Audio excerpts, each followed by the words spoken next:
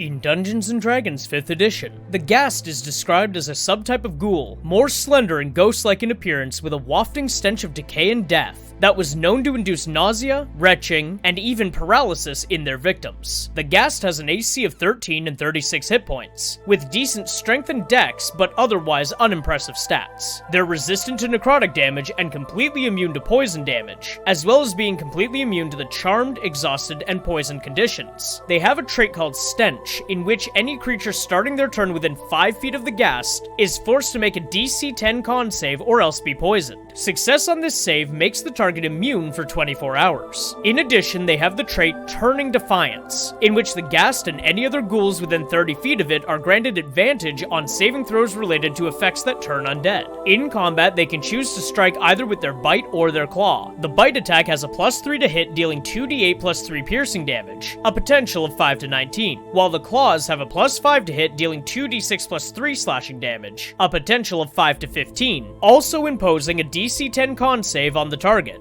A failure on this save results in the target being paralyzed for 1 minute, but they can remake the save at the end of their turn. As a DM, the strategy of the Ghast is very simple. I would first use the Ghast in conjunction with some ghouls to take advantage of the Turning Defiance trait, treating the Ghast as a sort of leader of these undead creatures. I would have the Ghast attack almost exclusively with their claws for several reasons. First off, the +5 to hit makes the claw attack more likely to land on enemies. Second, the claw's damage potential is almost the same as the bite. And third, the possibility of paralysis makes the claw a deadly attack, especially at lower levels. If a player is paralyzed by the Ghast and then struck by another enemy, that enemy gains advantage on the attack, and any melee strike is an automatic critical hit. Seeing as Ghasts and ghouls only make melee attacks, this condition on a target turns their strikes from dangerous to deadly in an instant. Since Ghasts and ghouls are undead, mindless creatures, I would simply have them strike at whoever is closest to them, ganging up on targets to maximize their damage output. In Mythology,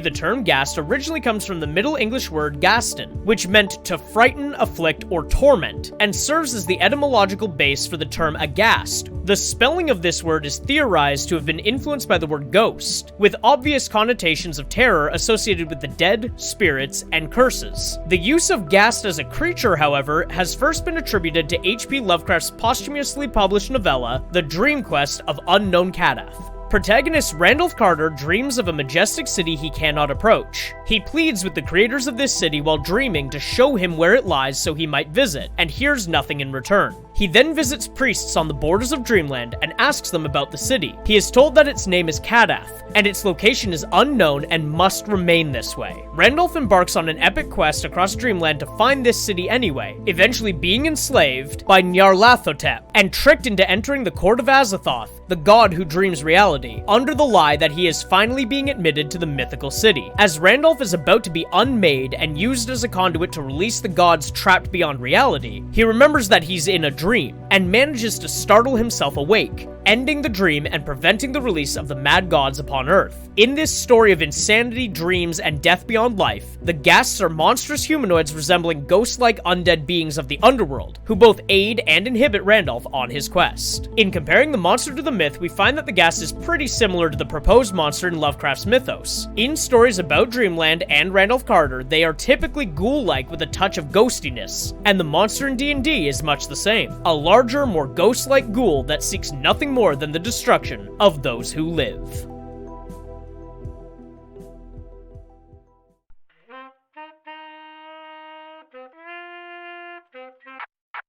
If you enjoyed that video, please leave a like and comment below, and consider subscribing to the channel. You can also join the Patreon for $1 a month, link in the description below, to access videos days before they're posted here, as well as other exclusive stuff like short stories, videos, and more. For all of my other content, you can find me on Twitch at Moglaroo, YouTube and TikTok at Moglaroo Streams, or my website, mwjgilmore.com.